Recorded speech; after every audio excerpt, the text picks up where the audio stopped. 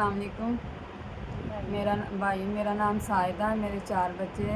मैं बेवां ਤੇ मैं ਲੋਕਾਂ ਘਰ ਕੰਮ ਕਰਦੀ ਸਾਂ।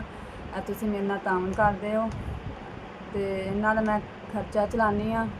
ਅੱਲਾਹ ਪਾਕ ਤੁਹਾਨੂੰ ਤੰਦਰੁਸਤੀ ਦੇਵੇ। ਜਿੱਥੇ ਵੀ ਬੈਠੇ ਹੋ ਅੱਲਾਹ ਪਾਕ ਤੁਹਾਨੂੰ ਬਹੁਤਾ ਬਹੁਤਾ ਦੇ। ਤੁਸੀਂ ਮੇਰਾ ਆਸਰਾ ਬਣ ਗਏ ਜੇ। ਮੈਂ ਬਹੁਤ ਲੋਕਾਂ ਦੇ ਘਰ ਕੰਮ ਕਰਦੀ ਸਾਂ, ਮਿਹਨਤ ਮਜ਼ਦੂਰੀ ਕਰਕੇ ਕੰਮ ਕਰਕੇ ਪਾਲਦੀ ਸਾਂ ਬੱਚੇ। ਇਹਨਾਂ ਪੈਸਿਆਂ ਦਾ ਮੇਰਾ ਬੜਾ ਆਸਰਾ ਬਣ ਗਿਆ। ਤੁਹਾਡਾ 10,000 ਰੁਪਇਆ ਦਿੱਤਾ ਮੈਨੂੰ ਮਿਲ ਗਿਆ।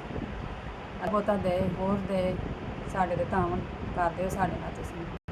ਮੇਰੇ ਹਾਲਾਤ ਬੜੇ ਖਰਾਬ ਸੀ, ਹੁਣ ਤੁਸੀਂ ਨਾਲ ਰਲ ਗਏ ਜੇ। ਅੱਲਾਹ ਪਾਕ ਤੁਹਾਨੂੰ ਤੰਦਰੁਸਤੀ ਦੇ। ਮੇਰੇ ਹਾਲਾਤ ਕੁਛ ਠੀਕ ਹੋਏ ਨੇ ਅੱਗੇ ਨਾਲੋਂ। ਮੈਂ ਪੂਰਾ ਮਹੀਨਾ ਇਸਤੇਮਾਲ ਕਰਦੀ ਹਾਂ।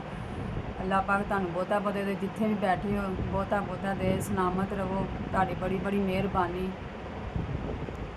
ਤੇ ਬੱਚੇ ਜੀਣ, ਤੁਹਾਡਾ ਮਾਂ ਪਿਓ ਜੀਵੇ, ਤੁਹਾਡਾ ਕਾਰੋਬਾਰ ਅੱਲਾਹ ਮੀਆਂ ਹੋਰ ਕਰੇ, ਵਸੀਹ ਕਰ ਦੇ। ਤੁਹਾਨੂੰ ਬਹੁਤਾ ਬਹੁਤਾ ਅੱਲਾਹ ਮੀਆਂ ਦੇ। ਸਾਡੇ ਨਾਲ ਤਾਮਨ ਕਰਦੇ ਹੋ।